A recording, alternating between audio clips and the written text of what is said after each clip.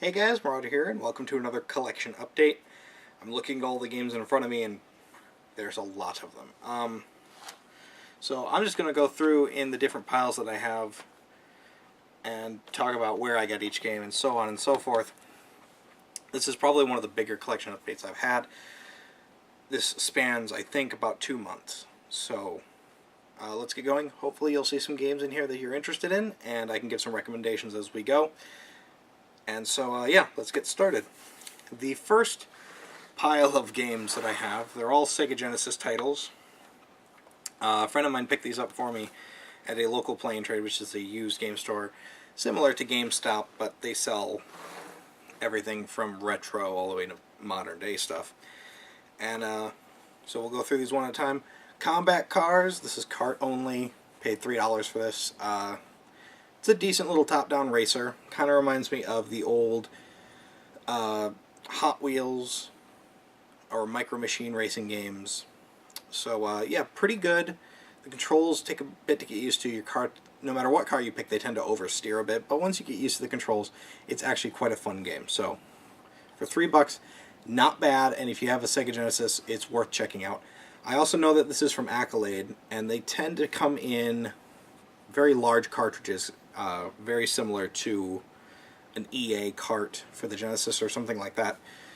So, yeah, again, look for it if you're interested in a game like that. It is quite a bit of fun, especially for just the $3 I paid.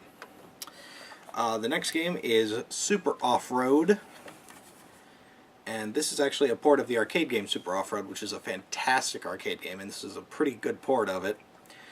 Again, this is an Accolade cart. Same as Combat Cars, you would see Combat Cars in a cart, similar to this. The label's in quite bad shape, which I was told before I bought it. And, yeah, no, it's a really, really good port of the arcade game. So if you're a fan of racing games, again, this is a pretty good one to pick up.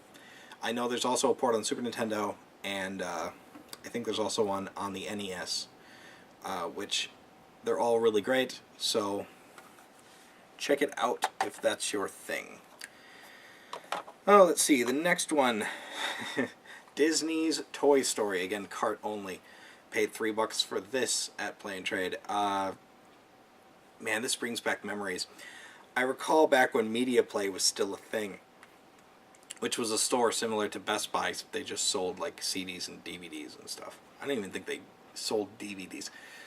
Anyway, they were a media store, and they had a PlayStation 1 hooked up right next to a Sega Genesis playing this game. The PlayStation 1 was playing Twisted Metal 1, and I just remember thinking how impressive Toy Story looked in comparison. I mean, the Super Nintendo had Donkey Kong Country that had this kind of 3D look to the character sprites, and Toy Story, I think, pulled that off pretty well, that same kind of look on the Sega Genesis, especially given the limited color palette. On the negative side, it is a very difficult game. You get like 3 lives and like no continues. But it's not a bad game. It certainly is nostalgic for me, so I'm happy to have this. And for $3, not a bad price at all. The next game, the original Columns on Sega Genesis. I didn't actually own this as a standalone card. I owned it as a game in the 6-pack, which is a collection of 6 games on a Genesis card. Really good puzzle game, similar to games like Bejeweled and Candy Crush that are out now, but I think this is far superior. It's essentially like Tetris, where rows of 3 gems will fall and you match them up in 3 or more and they disappear. It actually plays very similar to Puyo Pop or Dr. Robotnik's Mean Bean Machine. So if you're into puzzle games and you haven't tried this yet, really, really good. Just $3. So worth checking out for that. Another puzzle game is Zoop. I remember this game was supposed to be like the Tetris Killer. It was supposed to be the next big puzzle game. And I don't think it's as good as people claim it to be, but it certainly is fun. You play as a little shape in the center of the screen, and all these different colored shapes come in from the top, bottom, left, and right sides of the screen. So you have to match up with them in order to make them disappear and stop them from getting to the center and either touching each other or touching your little marker. So Not a bad puzzle game. I don't think it's as good as Columns or Tetris or even like Pokemon Puzzle Coliseum or whatever that game was on N64. But it certainly is fun. It does have its charm. So if you're looking for a different kind of puzzle game, give this one a shot. Maybe you'll get addicted to it. Personally, I didn't, but you know, you might be different. Another one I picked up, and I already own this as a cart, is a Jewel Master. This is, again, only $3. This is complete in box with manual. I mean, it is in immaculate condition. So for $3, very happy to pick this up. Pretty lackluster action game, very early Genesis title. So the graphics are stiff, the animation's not great. But it has an interesting concept with where you get these different rings and you have to put them on each finger to create different attacks. So it kind of reminds me of like Gunstar Heroes with the mixing and matching of the different power-ups and such. Not a terrible game, but the first level is hard and the game overall is pretty generic, but not bad for $3, and like I said, it's in fantastic shape, so really happy to have that. Moving on, I picked this game up at a local Meijer store, which is a DS copy of the game Beat City, which a friend of mine, Phoenix923, told me was very similar to games like Rhythm Heaven Fever, or other similar games like that. What was the other one? Elite Beat Agents, things like that. And I've been kind of addicted to rhythm games recently, so I picked this one up. I have not had time to play this. Sadly, it's published by THQ, and since they went under and all of their IPs got sold off, I don't know quite where this IP went. But this was only $8 new, so if you like rhythm games, check this one out. I have it on good authority that's a good game. Like I said, I haven't played it myself yet, but I don't think my friend Phoenix would steer me wrong. Moving on, we'll move on to Xbox 360. This is a game I picked up for probably less than $10 at a GameStop, but this is El Shaddai Ascension of the Metatron. A game very similar in style to a Devil May Cry or another kind of action game like that. One thing this game does very well is the visuals are incredible. The game looks amazing, very crisp, clean. There are, you know, it's a little rough around the edges. The combat isn't great. I mean, it is pretty fluid, but you really only have one attack button, so it's quite limiting. But the story is really, really good in this, and like I said, the visuals really propel this game forward. It's one thing for a game to make me want to get to the next area just to see what it looks like. Very few games have done that successfully, and this is one of them. So if you're a fan of this style of game, it's one to check out. I think it's certainly a hidden gem on the 360, and I picked it up for really, really cheap. So if you have a 360, try it out. Another game I got for the Nintendo Wii is The Core Gang Outvasion from Inner Earth. I think I paid about $3 for this at a GameStop. This is from the same group of people, I think, that worked on the original Earthworm Jim. And it was a game that was supposed to come out on the Xbox, and then it was supposed to come out, I think, on GameCube, and then they moved it to the Wii. So it's been kicked around quite a bit. It does feel a little bit dated. It's a 3D platformer where you play as two different characters, boy and girl, in this robot, and each one has a different ability. Like, the boy is more capable of fighting, I think, and the girl is more capable of, like, swinging around and climbing. So you have to swap between the two of them to get around the levels. Really, I actually really like this. It reminds me of like older 3D platformers, Mario 64, a lot of stuff on the N64, Banjo-Kazooie and things like that. So, you know, if you have that itch that needs scratched, try this one out. Again, I only paid $3, so it's worth giving a shot at that price point. Another Wii game I picked up, and I just picked this one up a couple days ago, was a game called Ghost Squad on the Wii. This is a port of the arcade game of the same name by Sega for the Wii. It's a light gun game, so there's not much to say. You point, you shoot, and it's loads of fun. Up to 4 people can play at once, and yeah, it's honestly a blast. It has a bit of a sense of humor. It doesn't reach the level, I think, of like a House of the Dead style or anything like that, but it is pretty solid, and I only paid $8 for this brand new, so I'm not disappointed in the slightest with this. So if you're a fan of light gun games, check this one out. The last Wii game I picked up is a copy of Pandoras Tower. This is the last of the 3 Project Rainfall games to come over. I also have Xenoblade Chronicles and The Last Story. I like both of those. But Pandora's Tower was the one that I was really intrigued by, just because of the way the game looked. It had a very gothic, kind of a darker style to it that the other 2 didn't really have. It's a very similar game to the other 2 in that it has a British voice cast. It's obviously obvious that Xseed just brought over the English release and made it playable on NTSC systems, which, you know, I'd rather have this than nothing at all. And the story really holds up. You essentially play as a guy, I think his name is Val, and you have to save your girlfriend from turning into a monster because she's been cursed. And the way you do that is there's these 12 towers in the center of the world, wherein 12 monsters lie. And if you kill the 12 master beasts, or whatever they call them, you will save her and reverse the curse. But the problem is that while you're in the towers, your girlfriend is constantly changing into a beast. And so to give her more time and to give you more time to explore, you have to kill the monsters in the tower, grab their flesh, and feed them to your girlfriend in order to stave off the curse. Very interesting mechanic. It brings in this whole new RPG element of strict time management. When I'm in a tower, I got all the way to Tower 3 so far, and even then I am constantly thinking, I'm watching the meter in the bottom of the screen slowly go down, and just thinking to myself, do I have enough time to go farther into this tower? Do I have enough time to get back to her and feed her what I have? And the flesh will go bad if you hold on to it, so you don't want to stock up on too much of it. It makes it a far more engaging experience than it would be otherwise. And you find shortcuts and things through the towers to get outside of them quicker, which is good. But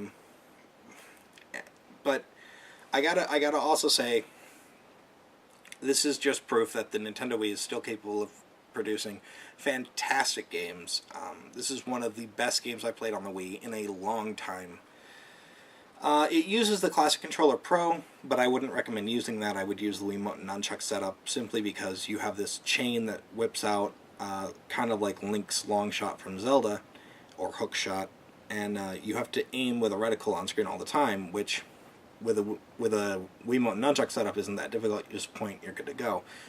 Classic Controller uses the right joystick to aim the little reticule, and that becomes a huge pain very quickly, because you have to do it all the time. So it does support the Classic Controller Pro, and it does work pretty well, but I think it was really meant to be played with a Wiimote and Nunchuck setup.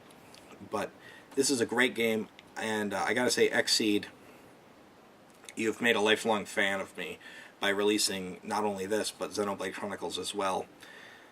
And I think Last Story, I think Nintendo, I don't remember. Last Story and this one for sure, along with some other Xseed games I picked up, like Solitaire Robo and other games like that. Xseed truly is a company for gamers, at least the core gamers that really want these foreign Japanese games, and they're bringing them over. And even though it's a small market, they are trying their best to bring out some of the, I think, better games on the systems that they release on. There's also a lot of PSP games like Trails in the Sky and Lunar Silver Star Story that I think are really well done by them. So yeah, definitely have to keep my eye on this company now. Yeah, good game, good company. So moving on. 2 more games here. Picked these up at another play and trade at the same time. One is a Super Nintendo copy of Spawn the video game. This is a pretty decent beat 'em up. It's quite difficult, but the animation is great. It's almost like a cross between like a standard beat 'em up and Street Fighter, in that Spawn has these different attacks you can do, and yeah, it's really colorful, even though it is really dark. It's, you know, really well put together, I think, and for a licensed game, it's actually really, really well done. The cutscenes are nice. They have this comic book style to them, and it was only $3, so I would recommend that to anybody who likes old school beat 'em ups. It's worth checking out. The next game is Snake, Rattle, and Roll, which is an old Rare release on the NES. Kind of reminds me of the game Marble Madness, in that you play as a snake who's made up of different segmented spheres, and the game plays in an isometric viewpoint, so the controls take a bit to get used to, but it's a really engaging puzzle game, very difficult for the time, as most Rare games were on the NES, but it's definitely worth checking out, especially for $3. Give it a shot, because it just proves just how great of a developer Rare was back in the day. Not so much now, but at least back then. It is truly one of the better NES games I've come across. Okay. This next set of games were all purchased at a local used game store by the name of Vidiots. I have some footage of a trip there that I will be making a video of shortly. And each month they have a special deal where it's like buy two get one or something of that nature. And so throughout the last couple weeks I've been going there and just picking up a couple odds and ends. So I'll just go ahead and get started. This is a copy on Game Boy of Pocket Bomberman, and I bought this because I never heard of this game, and I love Bomberman. But this is very strange. This is almost like they tried to take Bomberman and make him like a platformer. It kind of reminds me of like the Crazy Castle games or Solomon's Key in a way, which were also on Game Boy, where he walks around and he plants the bombs and they blow up and kill the enemies, but it's done in a side-scrolling viewpoint like a Mario-style game and not a top-down like you would expect it to be. Not bad. I only paid $4 for it, so I'm not disappointed really at all. It's just kind of shocking when I put it in expecting Bomberman and I get Solomon's Key instead. The next game is Battle Arena Toshinden, or Toshinden? I don't know. Anyway. This game is proof that not a lot of people knew how to make a fighting game on the Game Boy. The only fighting game I actually liked was a game called Power Quest, which worked really, really well. The characters in this are very small. The controls are very laggy. It doesn't play very well at all. But for some reason, I just find it really engaging. I don't know why. It's pretty fun on the Super Game Boy, on the Super Nintendo, mainly because you can have two players on the same TV, so that it's so much fun with a friend just trying to get the game to function. Not a great game by any means, but again, I only paid $4 for it, so I'm not disappointed at all. Let's see. I'll go with this one. I've been wanting to get into PlayStation 1 collecting as well for a while, and start playing some of the games that I had missed when the PlayStation was still being sold. And so I picked this up at Vidiots, which is a copy of Wild Arms 2. I've heard a lot of good things about the Wild Arms series in general, and I figured this would be a good place to start. They had a copy of Wild Arms 1 there as well, but it looked to be in pretty bad shape, whereas this one was in far better shape. As a matter of fact, I think the discs are pristine, and it comes with the manual and everything in the case there, so I'm very happy with this. I think I paid about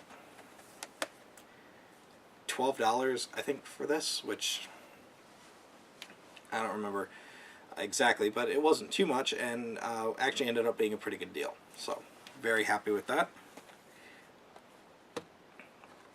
The next is a set of games that I got buy two get one free, and the first game is Forgotten Worlds. These are all Sega Genesis games, by the way, because that was the deal.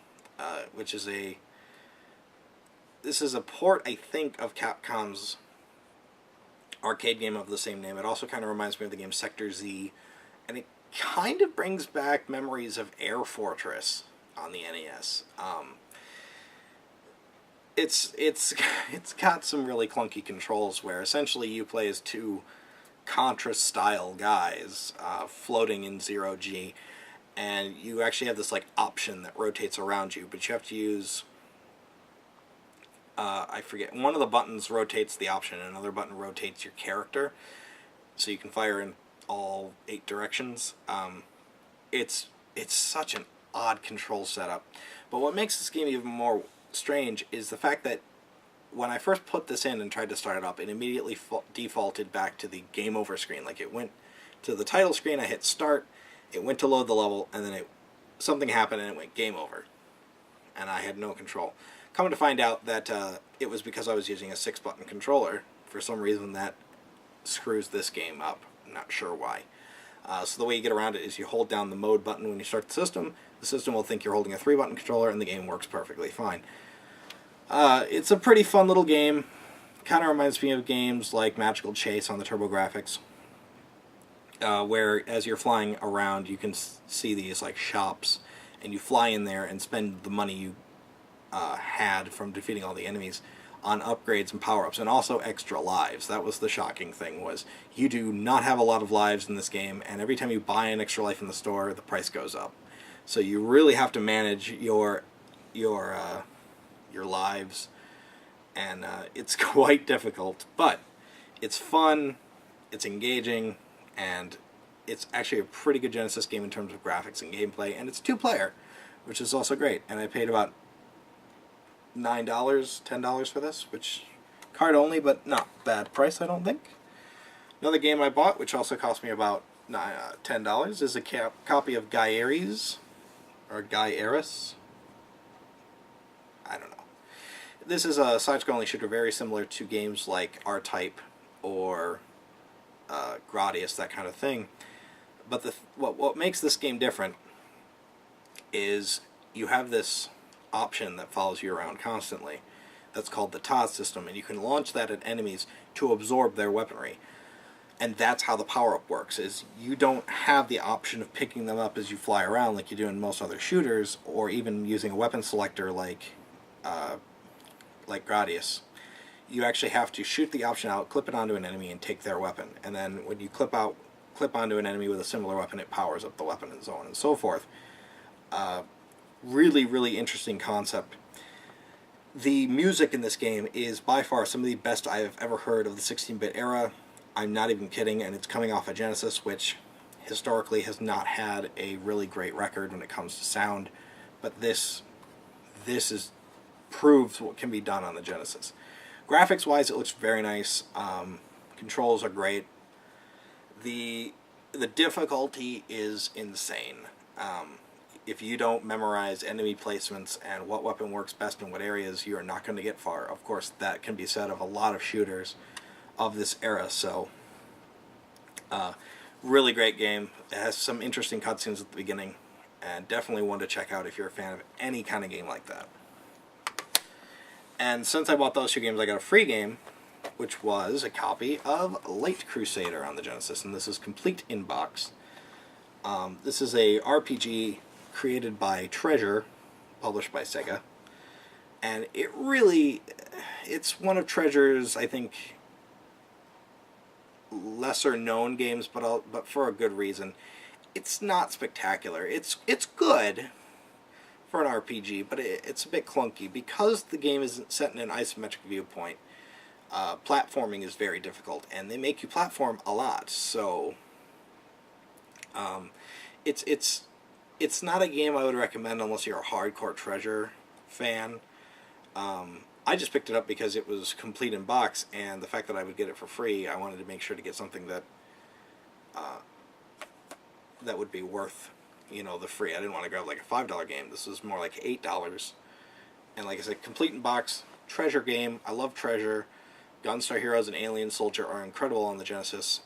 This one not so much, but still, it's a decent game if you can get a handle on the controls and the strange viewpoint. But yeah, I mean, I don't really... I guess it's just not for me, but I'm going to play it some more and see if I can't get into it anyway. And then the next month, Vidiots had buy two get one free Super Nintendo games. So I decided to grab some Super Nintendo games, and I made sure to get two of them. I had no idea what they were. These were all $14, and then the last one of them was free. I don't know which one. But $14 a piece. This first one is Zardi. I had to look this one up when I brought it home, just because I had never heard of this game. But Zardi for Super Nintendo is a robot RPG style game where you essentially control 3 different robots, and you can swap between them with the select button. And they each level up as you fight through the levels and gain more power-ups and whatever else. It's actually not a bad idea for a game, and in concept it works well. In execution, not so much. The levels are designed in such a way that they're hard to navigate unless you know exactly who you need and when. But, you know, that can get... You can figure that out as you go. It's not that difficult. The controls are a bit sluggish, and the graphics are very, very bland, especially for a Super Nintendo game. But the gameplay is fun. It is an interesting concept, and for a game that I didn't even know what it was when I picked it up and I brought it home, I'm pretty happy with it when I put it in. So, Zardi for Super Nintendo might be worth looking into if you're a fan of robots or RPGs. Another game is a game called Kendo Rage by Shaddai USA. This has the worst cover art I've seen on a Super Nintendo game in a long time. It's like 2 overly dressed magical girls attacking each other. One person has like a rounded staff and the other person has like a tennis racket or something. I'm not quite sure what's going on there. But surprisingly enough, you put it in, and it is very charming. You play as this Japanese schoolgirl or something who just goes through the level killing ghosts and things. The music is very upbeat, very cutesy. Kind of reminds me of like a magical girl anime almost. Like I guess kind of like Sailor Moon would be a good example.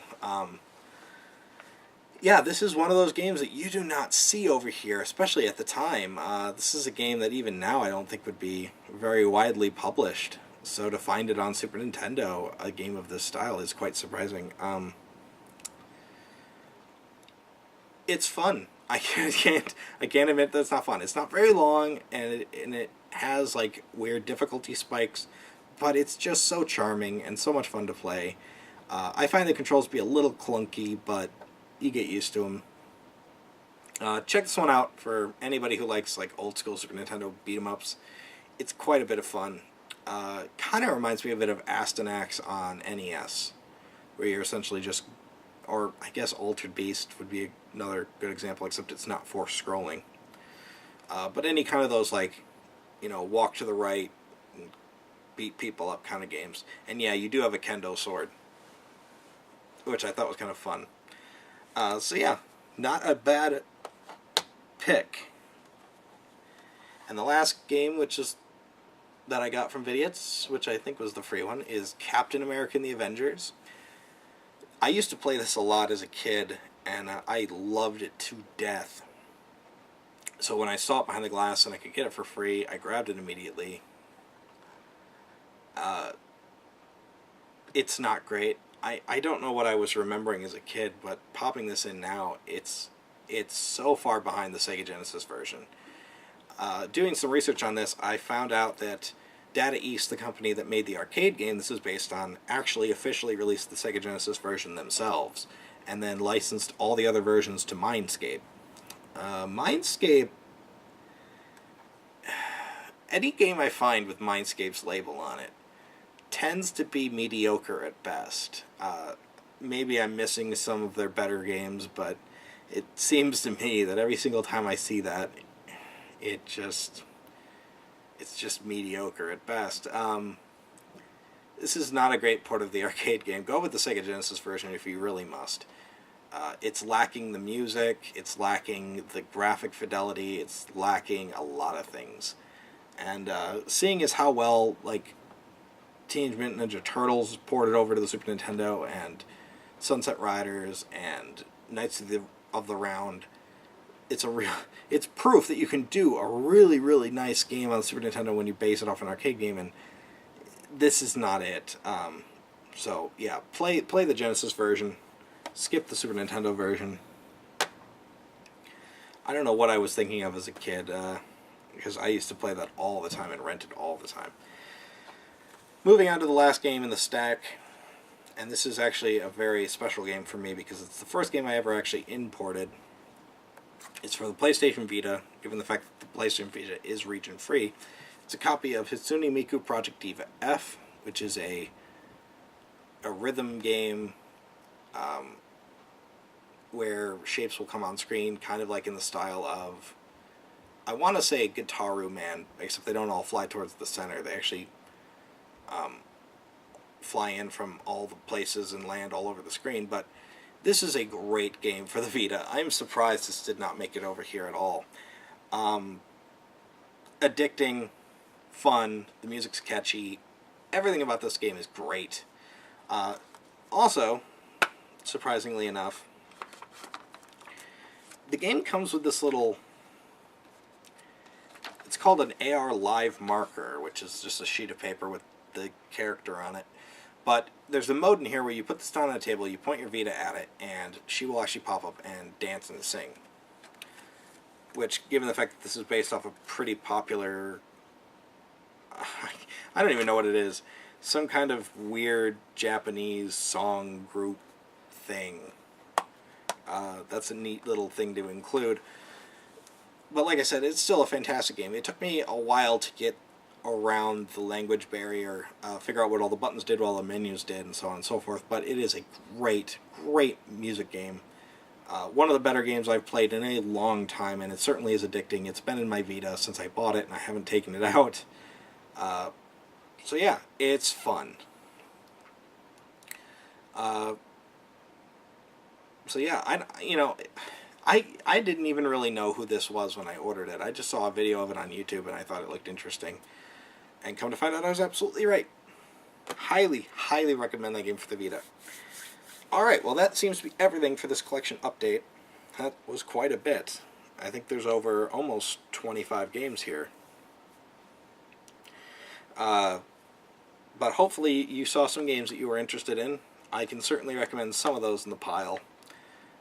Certainly recommend Forgotten Worlds, any of the Genesis games with the exception of Light Crusader and Zoop, but all the rest are pretty good. So yeah, hopefully you guys saw some games you were interested in and some games that you were planning on picking up. And I hope to see you on my next collection update, which will be in a while. So I'll catch you guys later.